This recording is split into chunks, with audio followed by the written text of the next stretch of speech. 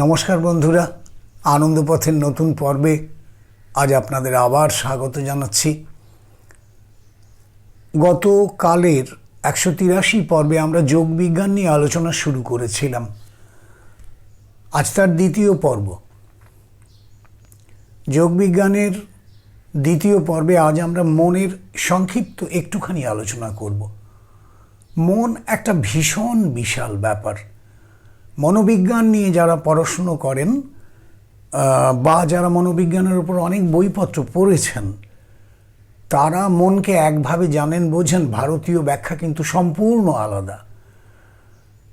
মানে এই কথা বলতে চাইছি যে ওয়েস্টার্ন সাইকোলজিক্যাল ফিলোসফি যা আর ইন্ডিয়ান সাইকোলজি, এই দুয়ের মধ্যে অনেক পার্থক্য আছে। এগুলো বুঝতে গেলে সেই পুরনো বইপত্র পড়তেই হবে, বেদ থেকেই শুরু করতে হবে। তার কারণ উপনিষদের মধ্যে এই মনকে নিয়ে প্রচুর আলোচনা আছে। আর তাছাড়া ধরুন পরবর্তীকালে যত লেখা এগুলোর উপরে হয়েছে, গবেষণা হয়েছে, বিভিন্ন সাধক সেগুলোকে ব্যাখ্যা করেছেন, সেগুলোও তো একটু জানতে হয়। তাই শুধু ওয়েস্টার্ন ফিলোসফি যেমন কাজে আসে না, ইন্ডিয়ান ফিলোসফি তাতে জানা যায় না, তেমনি ওয়েস্টার্ন সাইকোলজি দিয়ে ব্যবহারিক মনকে জানা যায়, যা দিয়ে আমরা কাজ চালাই। কিন্তু আসলে মনের গভীর রহস্যকে জানতে গেলে ভারতীয় মনোবিজ্ঞানের আলাদা করে একটুখানি পাঠ অনুশীলন দরকার। দেখুন, আমরা কিন্তু মনোবিজ্ঞান নিয়ে আলোচনায় বসিনি। আমি অতি সংক্ষেপে শুধু যেটুকু না হলে সাধক মনের দিক থেকে এগিয়ে যেতে পারবেন না, সেই বিষয় কটা নিয়েই কথা বলবো, তাও অতি সংক্ষেপে। কারণ এই নিয়ে কথা বলতে গেলে 3 ঘন্টা কেন 3 দিন লেগে যায়। সেখানে গত দিনই হয়তো আপনারা বিরক্ত বোধ করেছেন প্রায় 8 ঘন্টার একটা ভিডিও। তা আজকেও অত কথা বলবার আমার ইচ্ছে নেই, যত সংক্ষেপে পারি বলবো পয়েন্টস আকারে। এরপরে সূত্রগুলোকে ব্যাখ্যা করার যদি ভবিষ্যতে সুযোগ পাই, তখন সূত্রগুলো ব্যাখ্যা করব। দরকার নেই অত কথার।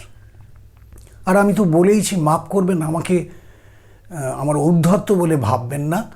যারা বিশেষভাবে জানতে চান তারা আলাদা যোগাযোগ করবেন। যদি একটু কিছু জানি তো আপনাকে একটু বুঝিয়ে বলতে পারবো, এছাড়া আর কিছু না। আমি মহাপণ্ডিত নই, আমি সিদ্ধপুরুষ নই, আমি অতি সাধারণ একজন সাধক। অল্প বয়স থেকে এই কাজ করে এসেছি বলে এগুলোর উপর একটু অধিকার, 1 নয়া পয়সার অধিকার জন্মেছে, 99 পয়সা বাকি আছে। কাজেই আমি দাবি করছি না যে আমি এক মহাপণ্ডিত, আমি সর্বজ্ঞ, আমি সিদ্ধপুরুষ, আমি আপনাদের মুহূর্তে অমর্ত্য লোকে নিয়ে চলে যাব, সর্বজ্ঞানের ভাণ্ডার আমি। মাপ করবেন, আমি সেসব নই, আমি সেসব বলছিও না। দেখুন, নারায়ণী উপনিষদে বলা হলো মনো এব মনুষ্যানাং কারণং বন্ধ মোক্ষয়। এর মানে কি? মানুষের যে বন্ধন, মানুষের যে মুক্তি, একেবারে সম্পূর্ণ বিপরীত। একটা বন্ধন আর একটা মুক্তি, এই দুয়েরই কারণ মন। মনই মানুষকে বদ্ধ করে, মনই মানুষকে মুক্ত করে। কি অবাক কাণ্ড! অর্থাৎ আমরা যে সংসারে এই কোটি কোটি মানুষ বদ্ধ হয়ে রয়েছি, তার একমাত্র কারণ আমাদের মন। আবার যে মুক্ত হতে পারছে, সে এই মনের দ্বারাই মুক্ত হচ্ছে। খুব অদ্ভুত ব্যাপার না? তাহলে কি আছে মনের মধ্যে? কেমন করে আমরা এই মনকে নিয়ন্ত্রণ করব? কি করে আমরা সেই পরমানন্দের পথে এগিয়ে যাব? এইগুলোই মূল আলোচ্য বিষয়। মনোবিজ্ঞানের আর কিছু নিয়ে আমাদের দরকার নেই। এই কথা কটা আমরা বোঝবার চেষ্টা করব। দেখুন, অতি সংক্ষেপে আমি কি, আমি আমার মনের মধ্যে যা যা রয়েছে তাই। আমার মনের মধ্যে যদি সকলের জন্য ভালোবাসা থাকে, আমি একটা অদ্ভুত ভালোবাসায় পূর্ণ মানুষ। আমার মনের মধ্যে যদি সকলের জন্য সমবেদনা, সমব্যথিতা, সকলের জন্য আন্তরিক অনুভূতিগুলো কাজ করে, তখন আমি একরকম মানুষ হই। আবার যদি আমার প্রত্যেকের প্রতি সন্দেহ বাতিক, প্রত্যেকের প্রতি অবিশ্বাস, ঘৃণা, হিংসা এগুলো কাজ করতে থাকে, মানুষটা আমি বদলে যাই? কি ভুল বলছি ভেবে দেখুন ব্যাপারটা। আমি তত্ত্ব কথাকে সবসময় বাস্তবের সঙ্গে মিলিয়ে নিতে ভালোবাসি, তাই আপনাদেরও আমি সে পথেই ঠেলব। বাস্তবের দিকে তাকান, তত্ত্বকে তার সঙ্গে মিলিয়ে নিয়ে অনুভব করার চেষ্টা করুন যে এই তত্ত্বগুলো আমাদের দরকার আছে কি না। তত্ত্ব তো অসংখ্য, তত্ত্ব কোনোটা অতি দুরূহ, সব কিছুই আমাদের বুঝে নিতে হবে তার কোনো মানে নেই, সব কিছুই আমাদের প্রয়োজন তার কোনো মানে নেই। কিন্তু নিজের দিকে তাকান, আমার মনটাই তো আমার সবচেয়ে কাছে, নিজের মনকে দিয়ে বিচার করুন। যে মুহূর্তে আপনার মনে কোনো আঘাত লাগে, আপনি বিষণ্ণ, সঙ্গে সঙ্গে আপনার মুখে সেই ছাপটি ফুটে ওঠে। অন্যরা আপনার মুখের দিকে তাকিয়ে ঠিক বুঝতে পারে কি তোমার কোনো দুশ্চিন্তা হয়েছে, তোমার মন খারাপ কেন। মানুষেরা এসব আমাদের হামেশাই বলে থাকে। তাহলে দেখুন মনের সঙ্গে দেহের সম্পর্ক কি নিবিড়, তাই না? এখন এরকম মানুষ আপনারা দেখেছেন কিনা জানি না, আমি দেখেছি। আমার বাড়িতে এক পিস্তত দিদি আসতেন, তখনও তাঁর বিয়ে হয়নি, কলেজে পড়া ছাত্রী। পরবর্তীকালেও তাকে দেখেছি, যখন তিনি সংসারে জর্জরিত তখনও দেখেছি। স্বভাব তাঁর একই ছিল। তিনি বাড়িতে এলে আমরা ছোট্টরা খুশি হয়ে উঠতাম। কেন? ওই মানুষটা এসেছে। আর বাড়ির বুড়ো ঠাকুমাও খুশি হয়ে উঠতেন, সকলে খুশি হতো। কেন জানেন? তিনি অনাবিল পবিত্র এক মানুষ ছিলেন, সকলের জন্য তার ভালোবাসা। কাউকে কখনো আঘাত দিয়ে একটা কথা বলতেন না, কটু কথা বলতেন না, বাজে কথা বলতেন না। প্রতিটি কথায় স্নেহ ভালোবাসা সত্যিই ঝরে পড়ত। আপনারাও সংসারে নিশ্চয়ই এরকম মানুষ অনেক দেখেছেন। সুতরাং মনে রাখতে হবে যে ইচ্ছে করলে আমরা আমাদের মনকে স্নেহ ভালোবাসায়, প্রেমে, সৌন্দর্যে, পবিত্রতায় পূর্ণ করতে পারি। আবার এই মনকেই স্বার্থপরতা, হিংসা, ঘৃণা, অবিশ্বাস, লোভ, কামনা, বাসনা, কুচক্রিতা সব দিয়ে ভরে দিতে পারি। আপনি মনকে কি করবেন সেটা আপনার নিজের উপর নির্ভর করছে। আপনি বলবেন সংসারে বাঁচতে গেলে এরম করতে হয় বলে নিজে সর্বনাশটা করে দেবেন। অবিশ্বাস, সন্দেহ, হিংসা, ঘৃণায় মনকে পরিপূর্ণ করে ফেলবেন। সংসারে থাকতে গেলে অমন করতে হবে কেন? পরিষ্কার মানুষ হতে হয় সংসারে থাকতে গেলে, সেখানে হিসেবটা পরিষ্কার হওয়া চাই। কিন্তু তাই বলে অপরকে সন্দেহ করব, অপরকে ঘৃণা করব, হিংসা করব, অবিশ্বাস করব, লোভ করব, ভীষণ রকম সব কিছুই আমার চাই, এইসবের দরকার নেই। কিন্তু আমরা এত কথা চিন্তা করি না। আমরা আমাদের মনের প্রবৃত্তিগুলোর দ্বারা পরিচালিত হয়ে মনকে ক্রমশ আবিল করে ফেলি। তাই তো মন আমাদের বন্ধনের কারণ। মনকে যে বলা হয়েছে আমাদের বন্ধনের কারণ, এই কারণে আমি নিজেই আমার মনকে আবিল করে ফেলেছি। সেই আবিলতা থেকে মনকে মুক্ত করতে হবে। আচ্ছা, চিত্ত বলেও একটা শব্দ আছে না? মনের সঙ্গে আবার চিত্ত কিসের? অদ্ভুত ব্যাপার, এগুলো আবার এত জটিল। আমি জানি আমার মন, চিত্ত টিত্ত আবার কি জিনিস। তো দেখুন, এগুলো একটু পরবর্তীকালে আমরা বুঝবো, আজকেই নয়। মনের ওপরে থাকে চিত্ত, চিত্তের মধ্যে অসংখ্য প্রবৃত্তি থাকে। সেই প্রবৃত্তিগুলোকে রোধ করতে পারলে মনটা শান্ত হয়ে যায়। যোগঃ চিত্ত বৃত্তি নিরোধ বললেন ঋষি পতঞ্জলি। চিত্তের বৃত্তিসমূহ যদি রোধ করা যায় তাহলেই মন শান্ত হয়ে যাবে, এবং তাহলে তুমি যুক্ত হবে। কিরম ব্যাপারটা জানেন? একটা পুকুর, ধরুন এই পুকুরটা হচ্ছে আপনার চিত্ত। সেই পুকুরটা শান্ত, নিস্তব্ধ হয়ে রয়েছে, এক ফোঁটা কোথাও ঢেউ নেই। আচ্ছা, ওই ওপরের আকাশ থেকে তখন দিনের বেলা হলে সূর্যের ছায়াটা পড়বে, রাতের বেলা হলে চাঁদটাকে দেখতে পাবেন ওই জলে। নিস্তরঙ্গ জলে পরিপূর্ণভাবে আপনি দেখতে পাবেন, কোনো বাধা থাকবে না। যদি না চারপাশে একেবারে ঝোপড়া গাছ জলের ওপর ঝুঁকে পড়ে, আপনি নিশ্চিতভাবে মাথার ওপরের আকাশের ছায়াটাকে ওই জলে দেখতে পাবেন। এই হচ্ছে আপনার আমার চিত্ত। টুপ করে একটা ঢিল ফেলুন, কি হবে? সঙ্গে সঙ্গে সেই ঢিলটা যেখানটায় পড়লো সেখান থেকে এরকম গোল গোল গোল গোল রিংয়ের মতো জলের ঢেউ পাড়ের দিকে চলে যাবে। তাই তো বন্ধু, এই অভিজ্ঞতা আপনাদের সকলেরই হয়তো কিছু না কিছু আছে। একদম শহুরে না হলে পুকুর দেখেছেন এবং এই জিনিস আপনাদের অভিজ্ঞতায় রয়েছে। একটা বড় কিছু ফেলুন, ভারী কিছু, বড় বড় ঢেউ হবে, আর সেই ঢেউগুলো একদম তীরে গিয়ে ছপাস করে আছড়ে পড়বে।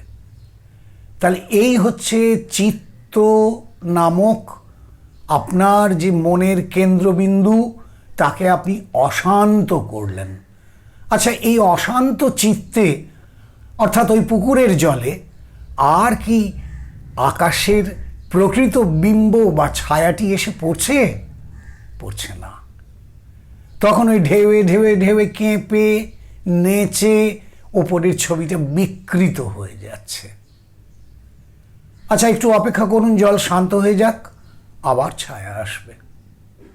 আপনি নিজেকে ঠিক এইভাবে কল্পনা করুন, আপনি ওই জলাশয়ের এক প্রতিরূপ। আপনার মন, আপনার চিত্ত ওই জলাশয়। আমরা তাতে প্রচুর ঢিল, বড় বড় ইট, ডাব, নারকেল সব ফেলেছি ছপাস ছপাস করে, আর ক্রমাগত ঢেউয়ের পর ঢেউয়ের পর ঢেউয়ের পর ঢেউ চলে যাচ্ছে পাড়ের দিকে। কোনো ছায়া পড়ে না, আমরা দেখতে পাই না কিচ্ছু, খালি ঢেউ। বন্ধ করে দিন সব কিছু ফেলা। 10 মিনিট 15 মিনিট পরে, আধ ঘন্টা বাদে জল নিস্তরঙ্গ হয়ে যাবে। যেই নিস্তরঙ্গ হলো, অমনি আকাশের পূর্ণ প্রতিভাস স্পষ্ট দেখতে পাবেন। পাখি উড়ে যাচ্ছে আকাশ দিয়ে, জলে তার ছায়া স্পষ্ট দেখতে পাবেন। সেই প্রদীপ্ত সূর্য, যার তেজে আমরা তার দিকে তাকাতে পারি না, এখন তাকে দেখতে পাচ্ছি। রাত্রিবেলা হলে অপরূপ গোলাকার চাঁদটাকেও আপনি দেখতে পাবেন। এই হচ্ছে আপনি, আমি, আমাদের চিত্ত। আমরা একে অসংখ্য তরঙ্গে টুকরো টুকরো করে দিয়েছি। থামিয়ে দিন সেই তরঙ্গের অভিঘাত। শান্ত হয়ে আসুক আপনার চিত্ত, একটিও তরঙ্গ যেন না ওঠে। মুহূর্তে সেই মহাশূন্য থেকে প্রতিবিম্ব নেমে আসবে, আপনি স্বস্বরূপকে দেখতে পাবেন। এখন দেখতে পান না, এখন শুধু ঢেউ। যদি থামিয়ে দিতে পারেন জোর করে ওই বৃত্তিগুলোকে, চিত্তবৃত্তি বলবো, চিত্তবৃত্তির কথা এখন ঢেউই বলছি, ঢেউগুলোকে যদি থামিয়ে দিতে পারেন, ব্যাস হয়ে গেল। আর তো কোনো ব্যাপার নেই। জল তো জলই, তাতে ছায়া পড়বেই। আপনার এই মনেই যে বন্ধন আপনি তৈরি করেছেন, সেই বন্ধনটিই মুক্ত হবে। এই হলো ব্যাপার। তাহলে এবার বোঝা গেল, মন এব মনুষ্যানাং কারণং বন্ধ মোক্ষয় কেন বলা হয়েছে। মন দিয়েই আমরা বন্ধন তৈরি করি, মনের দ্বারাই আমরা বন্ধন মুক্ত হই। একটা জিনিস লক্ষ্য করে ঋষিরা দেখেছেন, মন যত চঞ্চল, শ্বাস প্রশ্বাস তত দ্রুত চলতে থাকে। আপনি নিজেও লক্ষ্য করুন, যখনই আপনি রাগে, ক্রোধে, হিংসায়, ঘৃণায়, তেজে, উন্মত্ততায় অধীর হয়ে রয়েছেন, আপনার মন তো অধীর, শ্বাস প্রশ্বাস ভীষণ দ্রুত চলবে, ফোঁস ফোঁস করে শ্বাস নিচ্ছেন আপনি তখন। ঠিক উল্টো ব্যাপারটা ভাবুন। তাহলে যখনই আমি জোরে জোরে শ্বাস নেব, আমার মনের মধ্যে কোনো না কোনো উত্তেজনা তৈরি হচ্ছে। কথাটাকে ঘুরিয়ে বললাম, আগে এদিক থেকে বলছিলাম, এখন এদিক থেকে বললাম। এবার উল্টো কাজটা করুন, মনকে শান্ত করে দিন, শ্বাস শান্ত হবে। আচ্ছা, শ্বাসকে শান্ত করে দিই, মন শান্ত হবে, সেটাই বা হবে না কেন? একই ক্রিয়ার দুটো দিক তো। তাহলে যদি আমি মনকে তো ধরতে পারি না, মনকে শান্ত করব কি করে? মন কি একটা জিনিস? সেটা তো পারবো না। শ্বাসকে তো পারি। শ্বাসকে যদি নিয়ন্ত্রণ করতে পারি, শ্বাসকে যদি শান্ত ধীর ধীর লয়ে চলার শ্বাস করে দিতে পারি, মন আপনা থেকে শান্ত হয়ে যাবে। ব্যাপারটা স্পষ্ট হয়েছে আপনাদের কাছে আশা করি। মন নিয়ে আরো অনেক কথা বলবো, আজ বুঝিয়ে দিলাম এইটুকু যে মনের সঙ্গে শ্বাসের সম্পর্ক কি, কেন আমরা শ্বাসকে ধরবো মনকে শান্ত করার জন্য। এবার বোঝা যাচ্ছে প্রাণায়ামের প্রয়োজনীয়তা। প্রাণায়াম এই শ্বাস প্রশ্বাসের নিয়ন্ত্রণের একটা অভ্যাস, যদিও সেটা প্রাণ শক্তির সংযমন বা বিস্তারণ যা বলেন, সে পরের কথায় আসবো, এখনও নিয়ে আলোচনা করছি না। তাহলে আমরা যদি শ্বাস প্রশ্বাসকে নিয়ন্ত্রণ করতে পারি, আমাদের মন আপনা থেকে শান্ত হবে। আর মন যদি শান্ত হয় তাহলে চিত্ত নিস্তরঙ্গ হবে। আর চিত্ত নিস্তরঙ্গ হলে কি হবে? পরমেশ্বরের প্রতিভাস আমি স্পষ্ট দেখতে পাব। এটাই কাজ, প্রতিদিন দেখতে পাবেন। প্রত্যেকবার আপনি কাজ করার সময়ই পাবেন। কাজ করতে হবে আপনাকে, সেই কাজকে কি বলে? ক্রিয়া। তাহলে ক্রিয়ার দ্বারা আমি শ্বাসকে লঘু এবং হ্রস্ব করে আনব, তাতে আমার মন শান্ত হবে, আমার চিত্ত নিস্তরঙ্গ হবে। যেই চিত্ত নিস্তরঙ্গ হবে, আমি পরমেশ্বরকে দেখতে পাবো, ইষ্টকে দেখতে পাবো, গুরুকে দেখতে পাবো, স্বস্বরূপকে দেখতে পাবো। এই হচ্ছে প্রাণায়ামের সুফল, ক্রিয়াযোগের উদ্দেশ্য ও লক্ষ্য। এখন আপনি বলবেন উদ্দেশ্য ও লক্ষ্য বলছি কেন? আরে উদ্দেশ্য আর লক্ষ্য তো অনেক কিছুই থাকে, কিন্তু আমরা সবাই যে সেই লক্ষ্যের দিকে ঠিক মতো যেতে পারি না। লেখাপড়া শিখে মানুষ এই লক্ষ্য নিয়েই তো বাপ মা আমাকে স্কুলে ভর্তি করে দিয়েছিল। কোথায় মানুষ হলাম? একটা অমানুষ হয়েছি। তো স্কুলে গেছি, এসছি, শিখতে পারিনি তো ঠিক মতো লেখাপড়া, কোনো দিন তো ফার্স্ট হতে পারিনি, কোনো দিন স্মৃতিতে সব কটা বই গেঁথে যায়নি। লক্ষ্য ছিল, পারলাম না, হলো না। কেন হলো না সে অন্য কথা। ঠিক এই রকম ক্রিয়াযোগের উদ্দেশ্য ও লক্ষ্য স্বস্বরূপকে জানা, পরমেশ্বরকে জানা, ইষ্ট লাভ, গুরুর শ্রীপাদ পদ্ম দর্শন। কিন্তু সেই লক্ষ্য থেকে আপনি নানা কারণে সরে যেতে পারেন, ভুল করতে পারেন, তখন আপনার কিছু হবে না।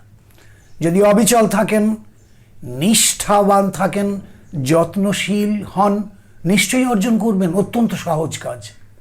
হ্যাঁ, অত্যন্ত সহজ কাজ, সত্যিই সহজ কাজ, কিছু কঠিন কাজ নয়। 3 বার বলেছি সহজ কাজ কথাটা, আমি গাঁজা খেয়ে বসিনি।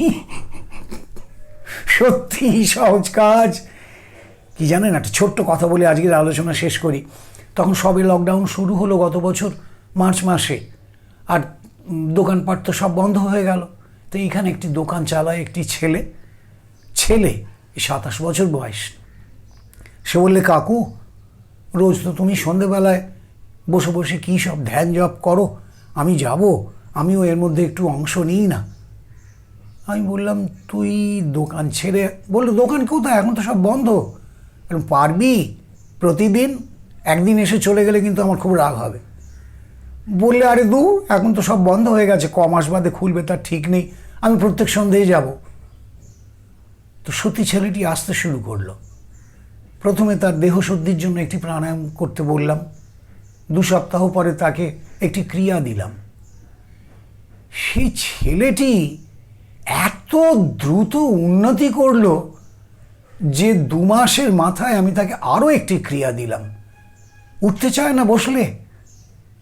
সে বলছে, আমি আনন্দে উদ্বেল হয়ে যাচ্ছি, আমি পারছি না। ওঠে যখন, তখন তার পা টলে, পায়ের ব্যালেন্স নষ্ট হয়ে যাচ্ছে, হাঁটতে পারে না, যেন নেশা করেছে। তো আমি ধীরে ধীরে গেট পর্যন্ত এগিয়ে দিতাম, তারপরে যা হোক করে পাশেই বাড়ি চলে যেত। অল্প বয়সী ছেলে, 27 বছর বয়স। অতি দ্রুত উন্নতি করলো সে, দীর্ঘদিন আসতো। তারপর লকডাউনের শেষে তার আসা বন্ধ হয়ে গেল। এই হলো ব্যাপার। আপনি যদি ভাবেন যে ওরে বাবা এত কাণ্ড, এত কিছু, কি করে কি করব, আমার সময় কোথায়, এসব নিয়ে ব্যক্তিগত আলোচনা পরে আসবো। আগে শুধু এইটুকু বুঝুন, আপনার মনকে আপনার নিয়ন্ত্রণ করতে হবে। আর মনকে নিয়ন্ত্রণ করার ক্ষেত্রে আমরা উল্টো দিক থেকে কাজটা শুরু করব। শ্বাস প্রশ্বাসকে নিয়ন্ত্রণ করলেই মন আপনা থেকে শান্ত হবে। মন আপনা থেকে একাগ্র হবে, আপনার সমস্ত বাধা চলে যাবে। আর যে মুহূর্তে চিত্ত শান্ত হবে, আপনি সেই পরমানন্দের সাগরে ভাসবেন।